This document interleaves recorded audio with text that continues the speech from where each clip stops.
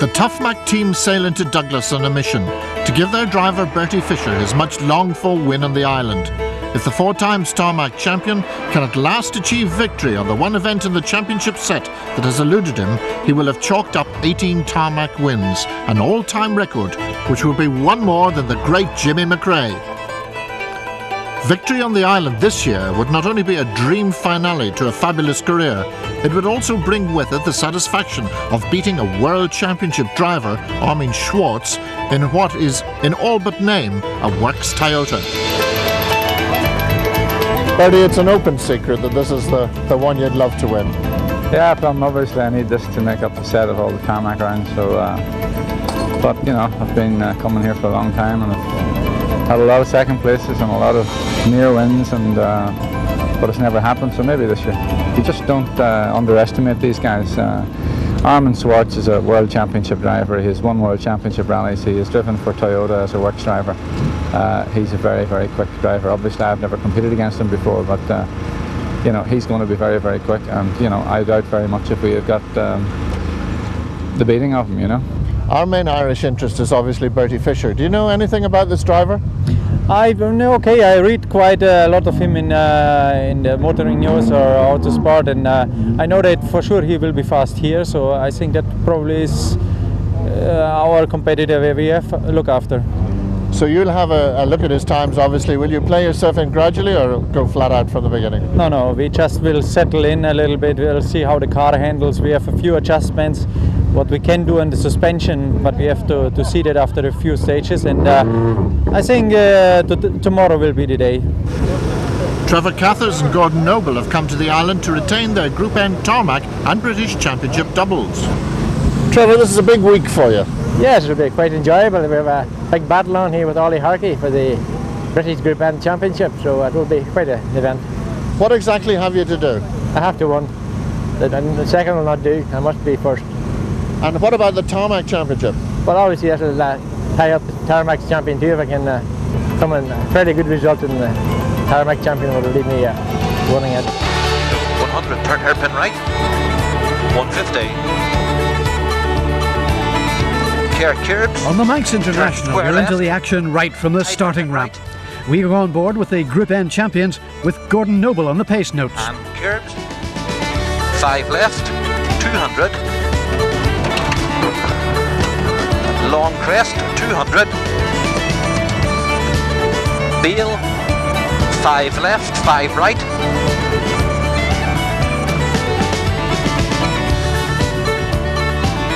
And small crest, and stay right for turn 4 left plus. And we stay on board the Subaru to bring you the first major story of the event. Following his excellent second place on the Stena Line Ulster Rally, Robbie Head and Renault Heads were high in expectation of their chances in the McGanns.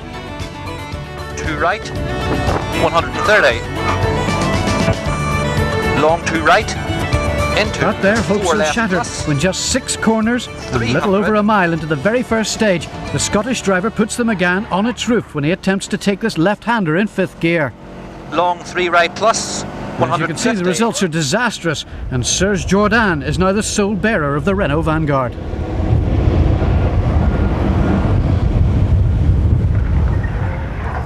Brandywell Cottage and Stage 2 and Armin Schwartz blasts over the horizon in the Castrol Toyota GT4. His only problem is a lack of knowledge of the Manx stages, and with just 3 days slow-speed reconnaissance behind him, this should be quite a disadvantage. But we're talking World Championship level here. This is a professional driver who spends at least 3/4 of the year in a competition car, and after 4 tests, the German is equal first. The new British Rally champion Gwyndaf Evans and Howard Davis are of course in a different race. The RS200 is the car they used in the Ulster Rally, but the engine has been upgraded. In effect, it's a kit car without a body kit, and it's about to lose a little more of its kit. The Welsh pair are in 3rd place and only 13 seconds back from the Group A machines after 4 stages.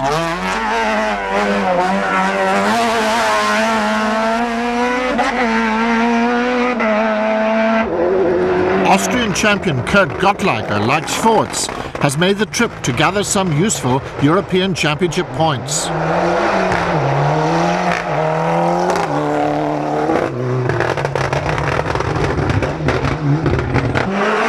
And Harry Revan-Poore is having his second outing in the Formula 2 Ford. This one is prepared by Malcolm Wilson. And here's a new name, Alexander Pottapov, all the way from Moscow, and driving one of ProDrive's old safari cars. And he's not a bit scared of it.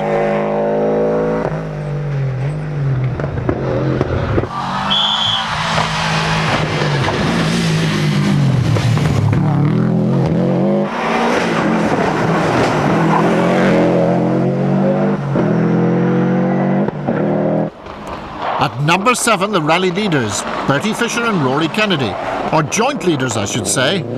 Bertie gained a second over Schwartz in stage 1, was equalled by him in stage 2, went down 2 seconds on stage 3 and gained them back on stage 4. Frenchman Sir Jourdain now has a lot of responsibility on his shoulders. After all, this was the event above all others that Renault were looking forward to. Their wide little coupes have proved themselves on continental tarmac, so it's time to build on the Ulster result. After 4 stages, Serge is just 4 seconds behind Gwyndorf in the Ford kit car. The yellow and blue anoraks are beginning to smile again.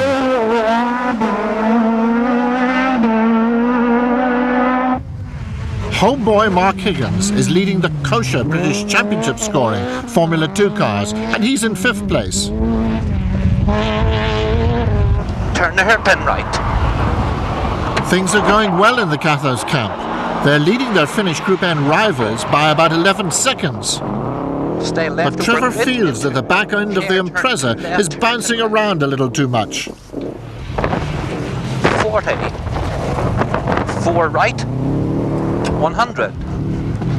Care 5 right over grid. And 2 left. 60. Long 2 left, tightens. By the end of the first 5 stages, that lead has gone up to 14 seconds. 100. 1 left, 40. Keep right for long 2 left plus 150. Left over crest jump and left over crest jump 170. As in Group A in the World Championship, Group N also has been an all-Japanese affair between the Subaru and the Mitsubishi, and Ollie Harkey will have to hurry to catch up with the Impreza.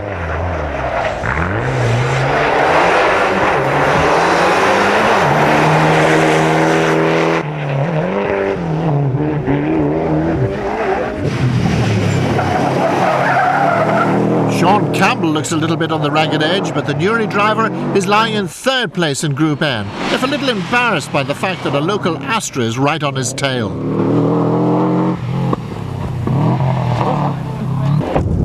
And the Doyle brothers have recovered from their Ulster scare when a fence post came through their windscreen, and the classic Mineral Waters Honda lives to fight another day. Rory, you know you're international stars now. I don't know about it, but I've heard even my cousins from America rang home to make sure we're okay after the accident because they actually seen it on American TV. But I can tell you it's also been spotted in Australia and in Germany and virtually all over the continent. Well, hopefully it'll keep the sponsors happy as well. We actually got a new sponsor directly from that as well, so we're quite pleased the publicity we got out of it. Well, tell me this now, when you look back on it, what did you feel? To be honest, when I seen it now, it was quite a scary accident. But my mum was going to not take the rally car keys off us for this event. She didn't want us to come over, but everything's okay. Has it affected your performance at all this weekend? No, not this weekend. Really, this weekend we're going for a finish because on the Irish Formula 2 Championship we're laying 2nd behind Sean Keenan, and we'll need to beat him this weekend. Now, at this stage we're laying 54 seconds ahead of him. We'll need to just keep building on that. Stage 6 contains one of the most spectacular jumps in the rallying world, and you have to get to Airy early to get a good vantage point. Starting the stage, Bertie has a 1 second advantage over his German rivals, but Pottapov has been delayed by someone else's accident, and now Bertie's encountering a Russian block car. He must be wishing that Mr. Pottapov would pop off out of his road. Towards the end of the test, Fisher's ahead of the Muscovites, and despite the roadblock, he pulls out a further 4 seconds on Schwartz. He'll be 25 seconds up at the end of the day. Armin is setting his own pace as promised. Impressed undoubtedly by the Ulsterman, but not being sucked into any trouble until he gets the feel of the Manx stages. There's a real dogfight going on between the kit cars. The Ford continues to lead the Renault, and looking at Gwyndaf, you wouldn't think there's too much to spare.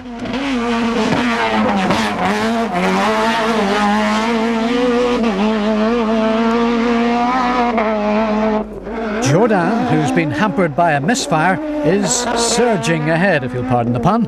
By stage 5, the gap is down to 2 seconds. And by the end of the day, the Frenchman in the little French rocket will be 7 seconds ahead.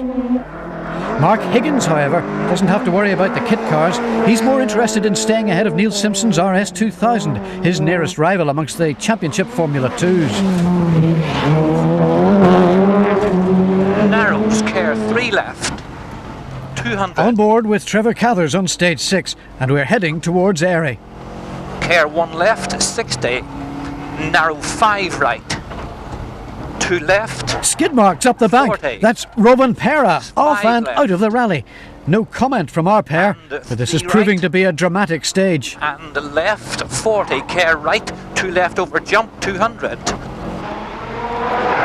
Oh, Cathers has lost it. The Subaru snapped sideways before the jump, and at least one of those Group N championships has crashed out with the Tyrone driver.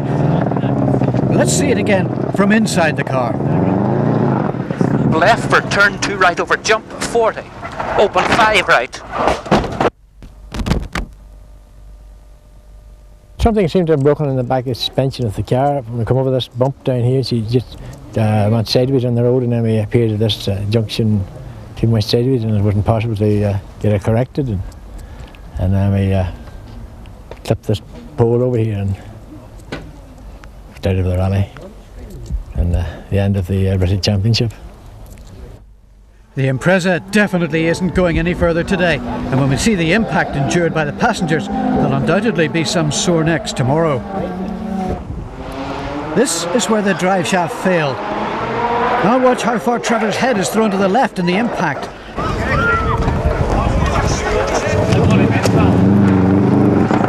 But the rally drama doesn't end there.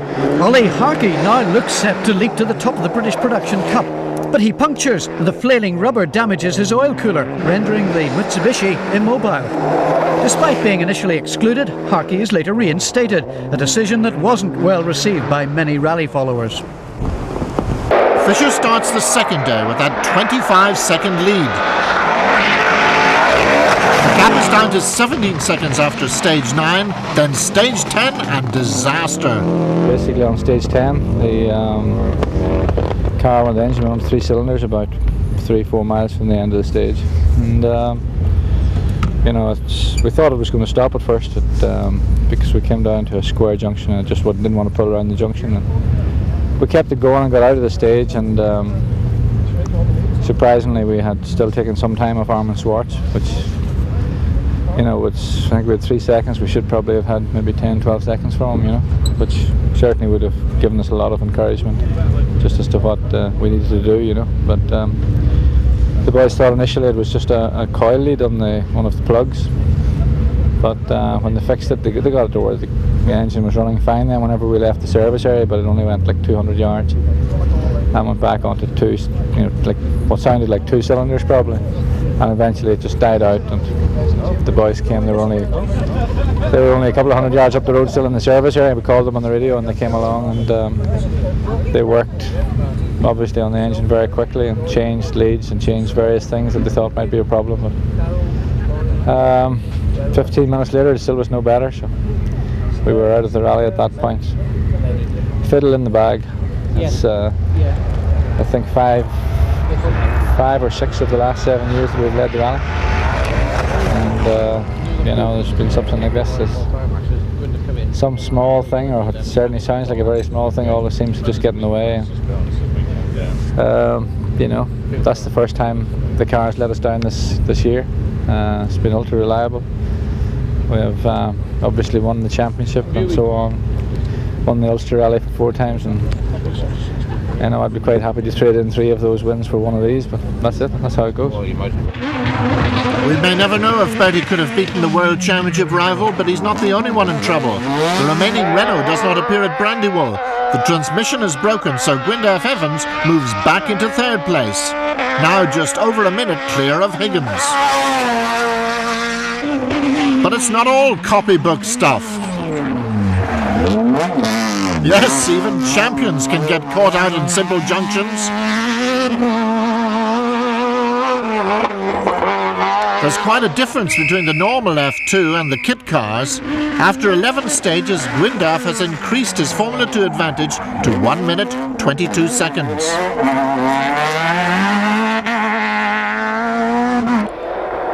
With Bertie's demise, it's a breeze now for Armin.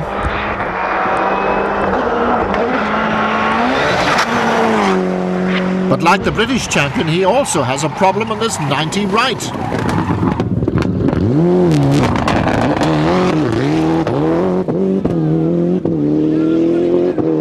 Schwartz is always entertaining, and he can now afford to show us some of his trick shots.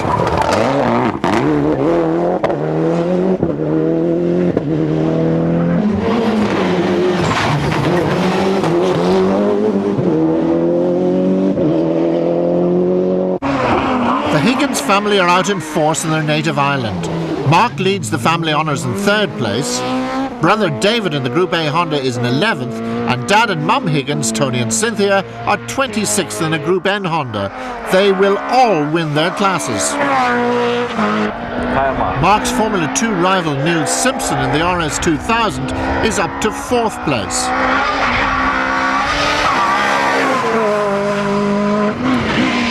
I wonder, has somebody removed an advanced arrow before this corner? A lot of mistakes are being made by a lot of very good drivers.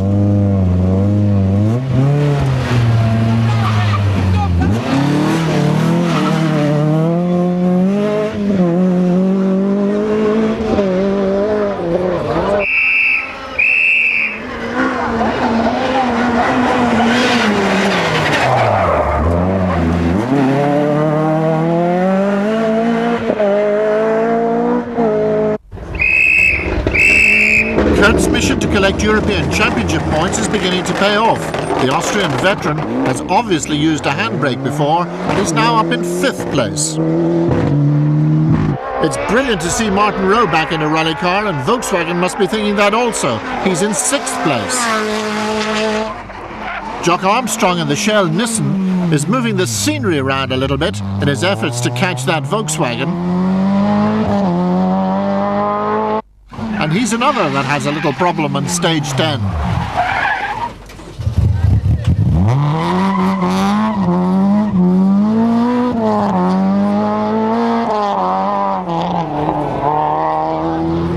There are 2 Russian teams on the island, and both are highly impressive, if a little unaware of the width of an average Manx road.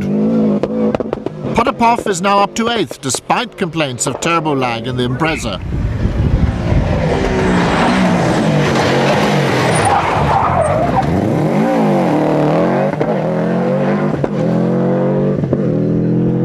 Sean Campbell and David Gray now lead the large Group N class. But they are remarkably being led by Nigel and Michaeli Cannell's 2-litre Astra in the overall showroom stakes. It's a fabulous showing from the Isle of Man husband and wife team, who are making the most of their local knowledge.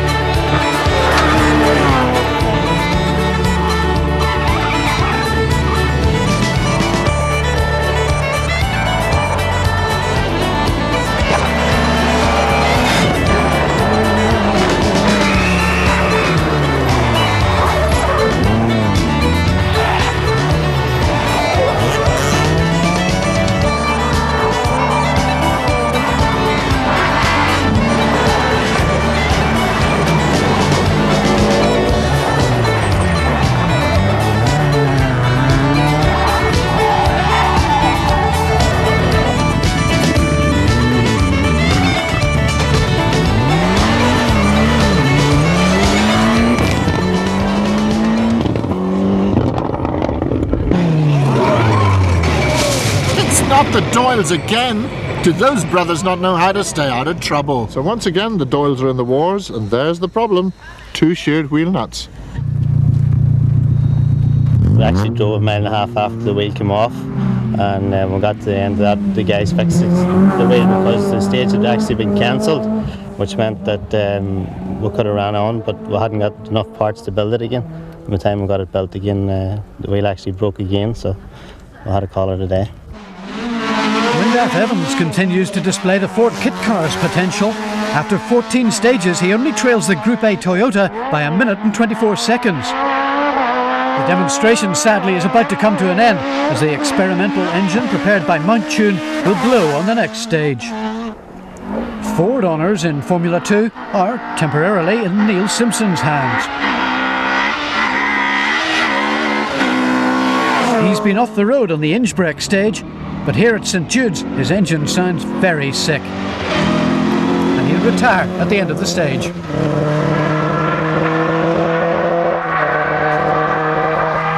No such problems for Schwartz, who can afford to ease the supercar over the jumps and enjoy the smoother bits. Toyota's World Championship programme has of course been suspended for a year, so drivers like Armin and Juha Kankkunen have been seen on more national and European rallies entered by their country's dealer teams.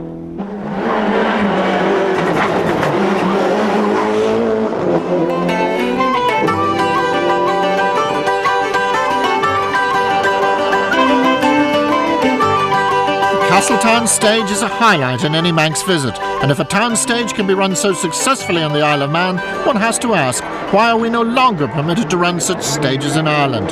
It's showtime for Schwartz.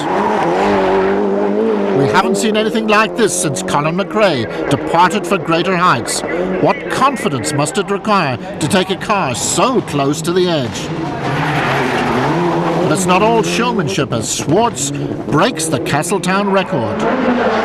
It's a hard act to follow. But when you're a local like Mark Higgins and you're lying second in your home international, you can be assured of local support.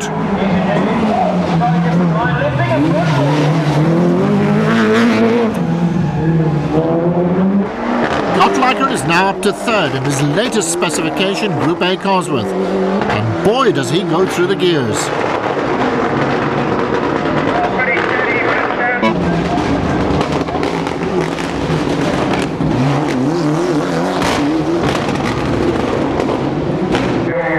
And here's the other local hero, Martin Rowe, who has moved up to fourth.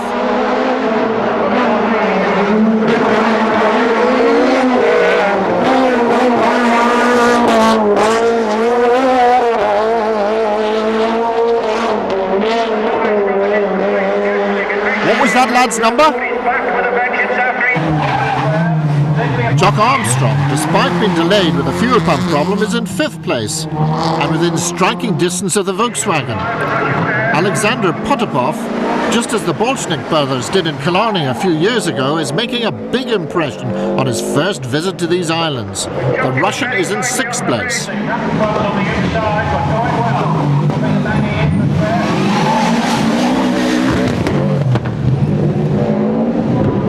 Andy Blair is having the drive of his life in 7th in the ADR escort.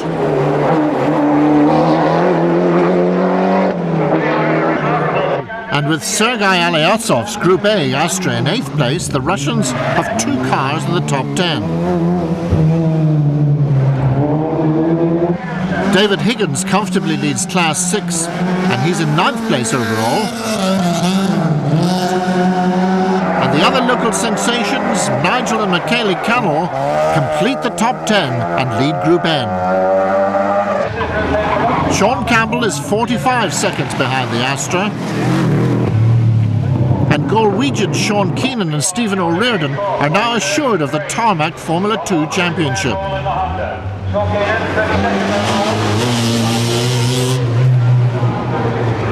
For Manners, Harry Cathcart and Kenny Weir are heading towards their 22nd Manx finish and a class win.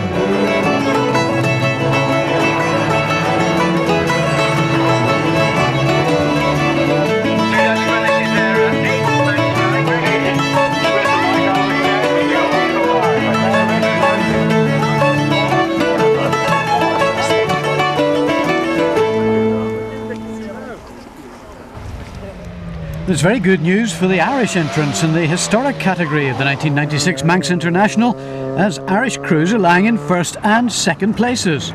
John Keatley and Maurice Beckett, who could be heading towards a historic championship double, have led throughout.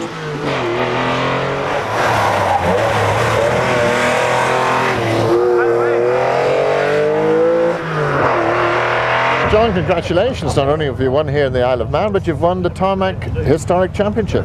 Yes, we finally clinched it after a few years of trying to get it. We finally got it right. Maurice, what a year it's been. It has been super. We had a great year. We started off in Galway. We got points there. Then we went to the circuit, and we got more points there.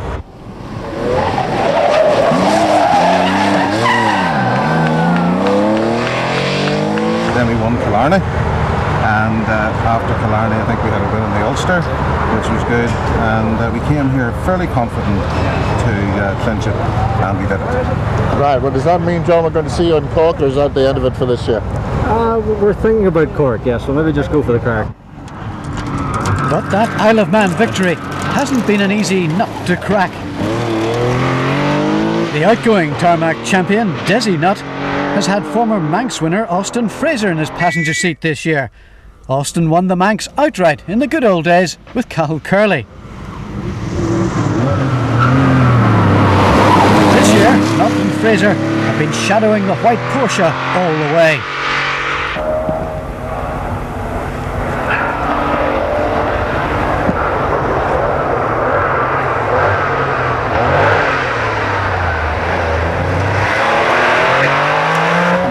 Not have won, but fair play, John drove. He deserved to win. Well, anyway, I mean, that's epitomises the sportsmanship of the historic class, I think, and that's probably what persuaded you to get back out and into the passenger seat again, Austin. Yes, well, I did my first Manx in 1969 and did my last one in 89. And did it virtually every year in between, so haven't done it since then, and never Desi asked me if I'd like to do the event with him. Well, to do the Manx in a Porsche again, well, that was something special. So the big historic prizes this year go to John Keatley and Maurice Beckett, who can't now be beaten in the Tarmac Championship, even with the Fitzpatrick Hotel Cork 20 still to come. I suppose at this stage you could say the series has lost a little of its fizz.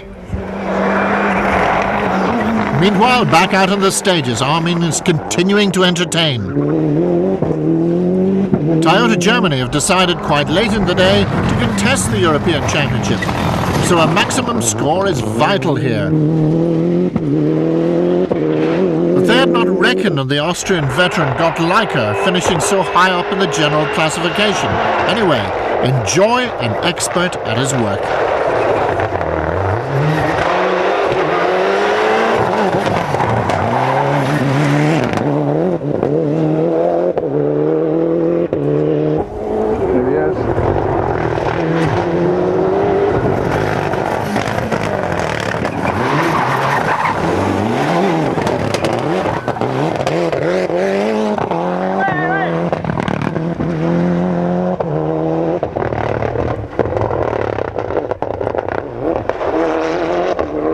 Quite superb.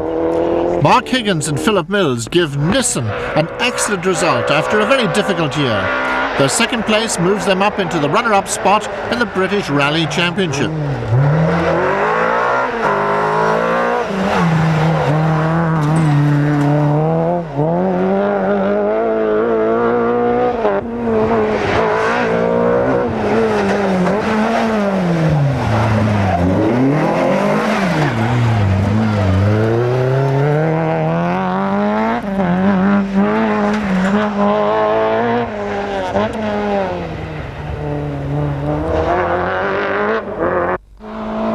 Gottlicher recorded a number of spins and overshoots on the first day, and on the last day he proves that he is consistent. But the last laugh goes to the steady Austrian, who moves into the lead of the European Championship.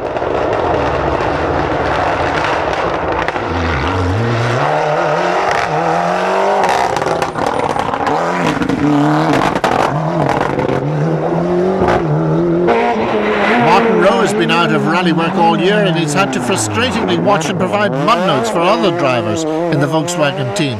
Now in his first drive, he gives them the best result of the year in 4th place.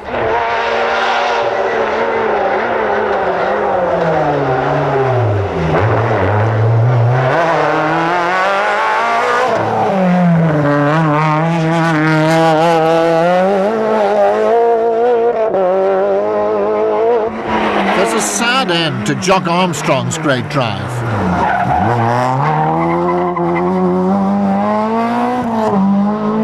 Never mind this bit of boot flapping at the mines, the Nissan will be sidelined on the second last stage and Jock excluded for allegedly blocking that stage. Alexander Pottapov has impressed a lot of people on the island. But you have to put this spectacular driving into perspective, as they are 12 minutes behind the leaders. Maybe there's a little bit to be learned in the pace note department.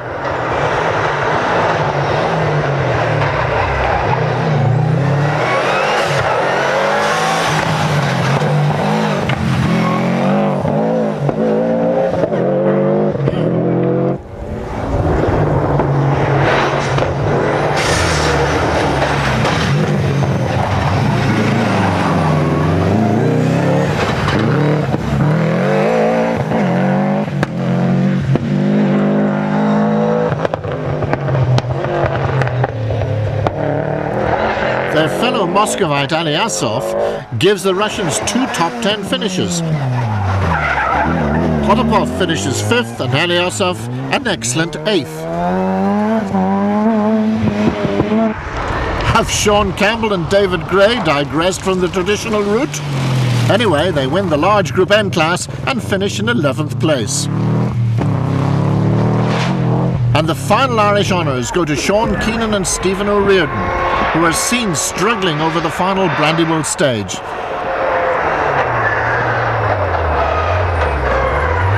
They managed to get their Astra home to win Class 7 and take that Tarmac Formula 2 Championship.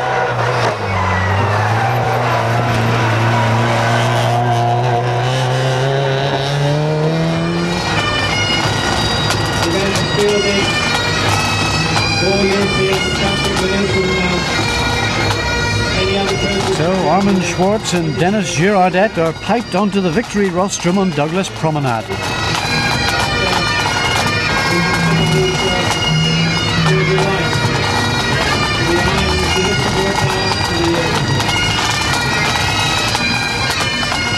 They've accomplished their mission and given us a fabulous display of driving skills over the last 3 days.